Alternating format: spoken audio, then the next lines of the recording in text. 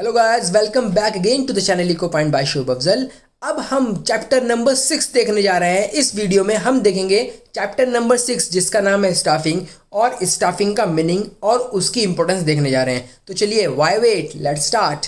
Staffing, अब देखते हैं स्टाफिंग। देखो, हमने प्लानिंग किया है। प्लानिंग में हमने ये देखा है कि हम एडवांस में सोचते हैं क्या करना है, कैसे करना है, कब करना है, किसके द्वारा किया जाए।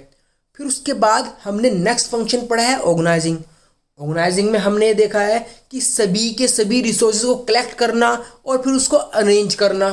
ये सारे रिसोर्सेज, चाहे वो फिजिकल रिसोर्स हो, चाहे वो फाइनेंशियल रिसोर्स हो, चाहे वो ह्यूमन रिसोर्स हो। तो जब हम ऑर्गेनाइजिंग में ह्यूमन रिसोर्स का अरेंजमेंट कर चुके हैं और हमें नाम से इस चैप्टर के ऐसा लग रहा है कि स्टाफ मीन्स ह्यूमन, तो एक स्टाफिंग के लिए अलग चैप्टर, इसका एक अलग से फंक्शन क्यों बन गया है।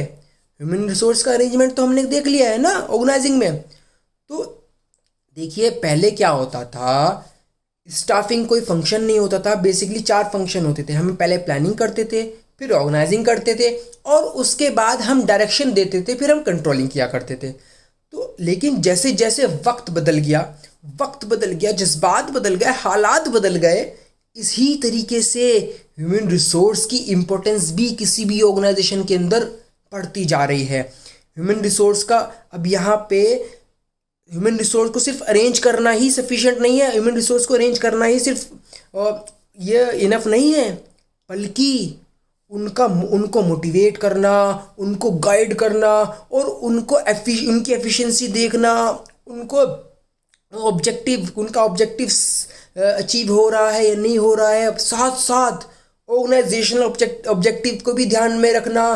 तो ये इस वजह से इस स्टाफिंग का एक अलग से फंक्शन बना दिया गया है। क्योंकि देखो, किसी भी ऑर्गेनाइजेशन की सक्सेस उस पर डिपेंड नहीं करती है कि उसके पास कितना अच्छा फाइनेंशियल रिसोर्स है, कितना अच्छा फिजिकल रिसोर्स है, बल्कि उस फिजिकल रिसोर्सेज को कितने अच्छे से यूज़ करने वाला ह्यूमन रिसोर्स है। तो इस वजह से the success of the organisation depends on the human resource, that's why it is अलग फंक्शन। तो इस वजह से अलग फंक्शन बना दिया गया है। किसी भी ऑर्गेनाइजेशन की सक्सेस रिलाई करती है ह्यूमंस पर। तो देखिए, अब हम देखते हैं स्टाफिंग क्या होता है। बेसिकली स्टाफिंग का मतलब बहुत सिंपल सा है, finding the right person for the right job, having a right qualification, doing right job at a right time and right.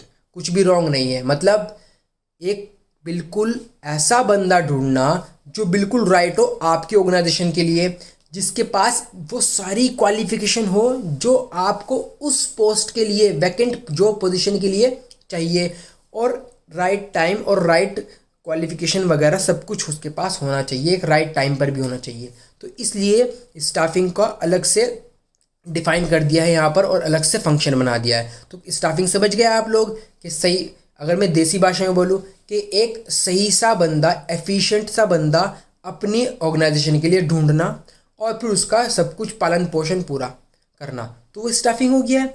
अब इसका स्टाफिंग की केस ट्रिक आपके सामने रखी हुई है, इसको जल्दी से लर्न कर रही हैं आपको। बहुत अच्छी केस ट्रिक लाया हूँ मैं आपके लिए, और बहुत सारी है, सब कुछ इसमें कवर हो जाएगा। देखिए, generic function of management, generic function बोला जाता है function which make sure your assets work out and come back next day happily and satisfied. ये कितनी अच्छी लैंग्वेज लिखी हुई है कि फंक्शन जो है, जो बताता है कि आपके एसेट्स काम करने योग्य हैं, कि आपके assets your worth your capital है, and came back next day happily and satisfied, और अगले दिन फिर आता है काम करने के लिए, तो वो स्टाफिंग होता है। चलिए अब इसके इंपॉर्टेंस पर रहते हैं। इंपॉर्टेंस क्या होती है स्टाफिंग की? इंपॉर्टेंस की शॉर्ट ट्रिक आपके सामने है, Gopi FC। Gopi G is a growth. अब आप अलग अलग इसके कंपोनेंट पढ़ेंगे। देखिए, यहाँ पर FC है, तो FC से है filling the role by obtaining competent personnel. मतलब रोल क्या होता है? देखिए, एक कुर्सी है, बिल्कुल सिंपल लैंग्वेज बता रहा हूँ, कुर्सी मीन्स चेयर, है ना। चेयर है, वो खाली है, उस चेयर को भरना है। वो चेयर या तो मैनेजर की हो सकती है, या PM की हो सकती है, या किसी भी सबॉर्डिनेट की हो सकती है, एक लोअर लेवल मैनेजर की हो सकती है और टॉप लेवल मैनेजर की हो सकती है। तो filling the role means vacant position को भरना ही स्टाफिंग की इंपॉर्टेंस है। देखिए, staffing function is needed to fill the job position. बिल्कुल सही बात बोली है, अभी बोली है आपको। There will be no use of job position unless and until देयर आर occupied by the employees and it is through staffing function only that the employees are appointed to fill the vacant job। भाई बिल्कुल simple सी बात बता रहा हूँ मैं आपको। कोई वैकेंट जॉब पोजीशन पड़ी है तो पड़ी रहने दो। मतलब जब तक उस वैकेंट जॉब पोजीशन को हम फिल नहीं करेंगे, जब तक उस जॉब पोजीशन के ऊपर बंदा नहीं रखा जाएगा, तब तक क्या होता है, तब तक उस वैकेंट जॉब पोजीशन का कोई भी यूज़ नहीं है। तो इसलिए स्टाफिंग के थ्रू उस वैकेंट पोजीशन को हम भर देते हैं। ठीक है, तो ये है filling the role by obtaining competent personal. और एक ऐसा पर्सनल लगता है जो औरों से अच्छा हो, दूसरों से काफ़ी अच्छा होना चाहिए हो। Placing right person at the right job.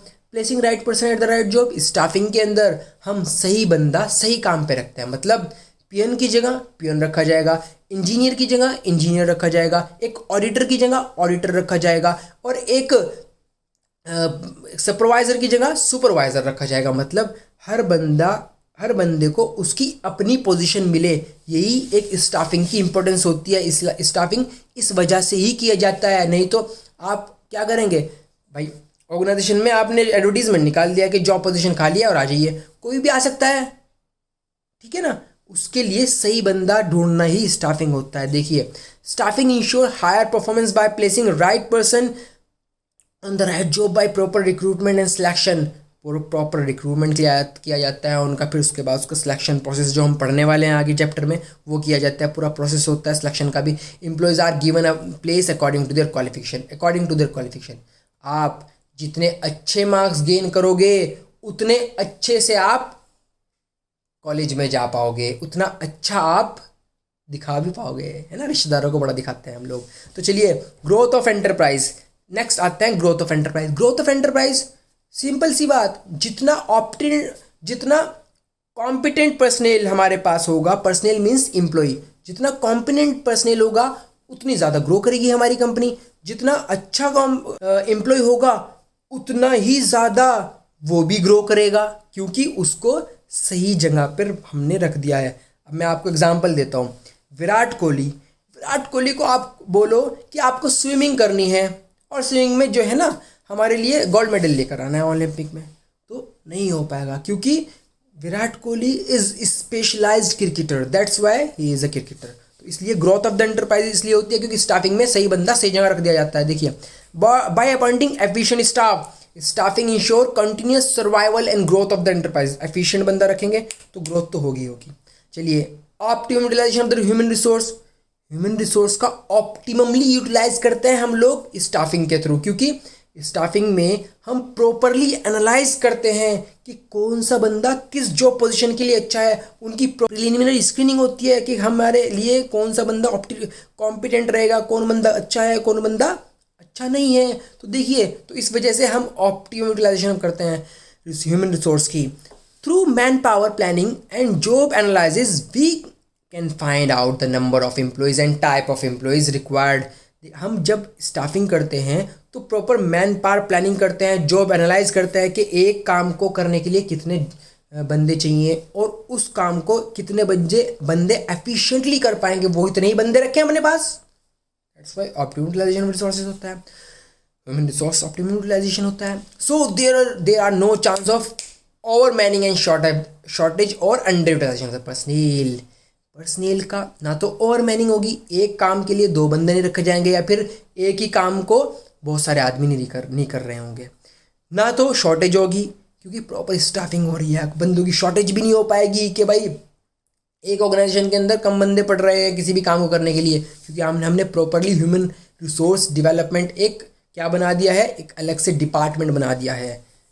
चलिए, नेक्स्ट आते हैं हम अपनी 5th इंपॉर्टेंस पर, that is helps in competing. सामने वाले से आपको compete करना है तो आपके पास कितना पैसा है या आपके पास कितनी अच्छी मशीनरी है, इसके बेस पे compete कर पाओगे, या फिर आपके पास कितना एफिशिएंट स्टाफ है। आपके पास कितने प्रॉपर अच्छे से मैन पावर को यूटिलाइज करना आता है और अच्छा आपने अपनी मैन पावर को प्रॉपरली प्लान किया है, उससे आप compete कर पाओगे। कोई कंपनी ज़्यादा देर तक फाइनेंशियल रिसोर्सेज पर नहीं टिक पाएगी, अपनी फिजिकल रिसोर्सेज पर नहीं टिक पाएगी, बल्कि एक अच्छी कंपनी अपनी ह्यूमन रिसोर्स पर टिक पाती है। That's why helps in competing। Two organisation can easily acquire same type of physical and financial resource. देखो कोई भी ऑर्गेनाइजेशन हो, उसके पास सेम मशीनरी हो सकती है, सेम पैसा भी हो सकता है, मगर सेम स्टाफ नहीं हो सकता है। दैट्स वाई स्टाफिंग करके हम कॉम्पीट कर पाएंगे अपने कॉम्पिटिटर से, प्रॉपर स्टाफिंग करके। नेक्स्ट आते हैं सिक्स्थ और उसकी लास्ट इंपॉर्टेंस है, that is improve job satisfaction and moral of the employees. Moral of the employees भी इम्प्रूव होता है, जॉब सेटिस्फेक्शन भी इम्प्रूव होता है जब मैं आपको वही वाला काम दूं जो आप बहुत अच्छे से करना जानते हो, तो आप सेटिस्फाइड रहोगे। मैं बोलूं कि आपकी जॉब है डेली दिन में आपको 50 मैचेस खेलने हैं पबजी के, डेली आपको 50 वीडियोस बनानी है टिकटॉक की, तो कैरी को भी याद रखना, पीछे वो भी है आपके तो क्या मतलब हुआ कि जॉब सेटिस्फेक्शन जब होगा जब आप प्रॉपरली वेल स्टाफ्ड होंगे, मतलब आपको प्रॉपरली उसी जगह रखा जाएगा जहाँ के आप लायक हो। ठीक है, सेटिस्फेक्शन तभी आता है जब हमें जो अच्छा लगता है और वही हम करते हैं ना। चलिए, staffing function does not and only by appointing the employees, it includes उनकी ट्रेनिंग होनी चाहिए, उनका प्रमोशन भी होता है, उसमें कंपनसेशन वगैरह भी होता है। All these activities help in motivate the employ.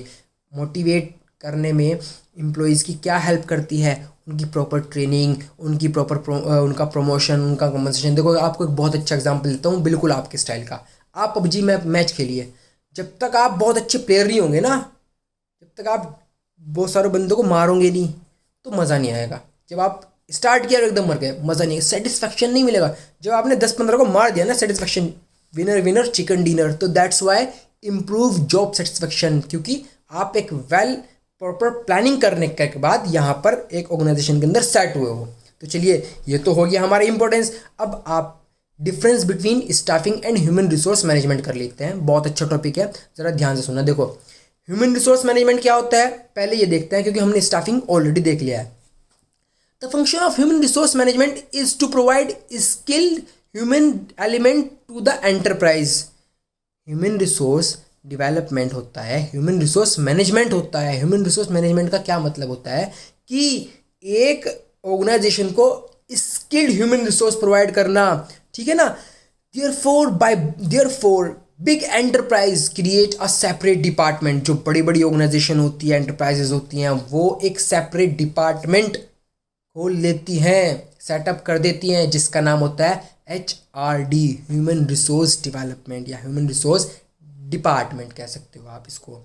This department works under HR manager. इसके अंदर एक HR मैनेजर होता है, ह्यूमन रिसोर्स मैनेजर। तो बेटा समझ रहे हो ह्यूमन रिसोर्स किसे कहते हैं। एक अलग से क्या बना दिया हमने, जो बंदे, देखो मैं सिंपल लैंग्वेज बता रहा हूँ आपको, हमने जो बंदे काम पर रखे थे उन बंदों के लिए एक अलग से डिपार्टमेंट बना दिया है। वो डिपार्टमेंट उनका पालन पोषण करेगा, उनको अरेंज करेगा, उनका स्टाफिंग करेगा, बाहर से बंदों को रखेगा, उनकी ट्रेनिंग, उनका प्रमोशन, उनका कंपनसेशन, सब कुछ HR करता है। HRM, human resource manager. तो स्टाफिंग, और यहाँ पे डेफिनेशन है इसकी पढ़ लेना है डेफिनेशन, इसमें सब कुछ आएगा। देखो, सिलेक्शन, डेवलपमेंट, यूटिलाइजिंग, कंपनसेशन और मोटिवेशन ऑफ द एम्प्लॉयज़ का प्रॉपर सब कुछ पूरा करना, वही हमारा HRM होता है। तो अब इसमें कंफ्यूज मत होना। देखो, स्टाफिंग एक नैरो कॉन्सेप्ट है और HRM एक वाइड कॉन्सेप्ट है। स्टाफिंग के अंदर हम सिर्फ ये परफॉर्म करते हैं जो हम स्टाफिंग प्रोसेस में पढ़ने जा रहे हैं। देखो, एस्टिमेटिंग मैन पावर रिक्वायरमेंट, ये सब कुछ करते हैं हम। अभी मैं इसको डीपली पढ़ाऊंगा। HRM क्या होता है, HRM का मतलब क्या होता है कि आपने स्टाफिंग कर ली। देखो यहाँ पर स्टाफिंग हो गई है, स्टाफिंग के बाद प्लस, देखो मैंने आपके लिए प्लस यहाँ पर इसलिए बनाया है कि आपको अच्छे से समझ में आ जाए। उनका मेंटेनिंग द लेबर रिलेशन, उनका आपस में कोऑर्डिनेट करें, करियर ग्रोथ, उनकी ग्रोथ भी होनी चाहिए, उनका परफॉर्मेंस अप्रेजल मीन्स उनको जब कोई अच्छा काम करे तो उनको अप्रेज किया जाए, उनका स्टेटस बढ़ाया जाए, उनको बोनस वगैरह मिले, परफॉर्मेंस अप्रेजल। मोटिवेशन, देखिए, motivation and compensation means motivation होना चाहिए, कंपनसेशन होना चाहिए। ये सब कौन करेगा? HRM करेगा, human resource manager. Providing social security, उनकी पूरी प्रॉपर सोशल सिक्योरिटी कि वो जिस ऑर्गेनाइजेशन में काम कर रहे हैं वो सिक्योर है और उनका फ्यूचर भी सिक्योर है। तो ये हमारा HRM उनका पूरा पालन पोषण करता है, अगर मैं एक वर्ड में कहूँ तो। देखिए कंक्लूजन में आ जाता है, HRM इज़ ब्रॉडर, वो एक वाइड कॉन्सेप्ट है, और स्टाफिंग इज़ नैरो कॉन्सेप्ट। आपके सामने केस स्टडी ट्रिक है, केस स्टडी ट्रिक देखिए, used in small organization staffing और human resource management. This concept is for large organization. पहले बता चुका हूं मैं आपको, बड़ी ऑर्गेनाइजेशन के लिए एक अलग से डिपार्टमेंट बन जाता है जिसका नाम HR होता है, HRD, human resource department. Development भी हो सकता है वैसे। तो चलिए, आपके स्टडी ट्रिक कर चुके हो और आपके बहुत अच्छे समझ में भी आ चुका है। अगर नहीं आया है तो प्लीज़ मुझे कमेंट में बताइए, तो मैं आपके लिए अलग से HRM और स्टाफिंग के लिए वीडियो बना देता हूँ। तब तक के लिए बाय, अब नेक्स्ट वीडियो में मिलते हैं।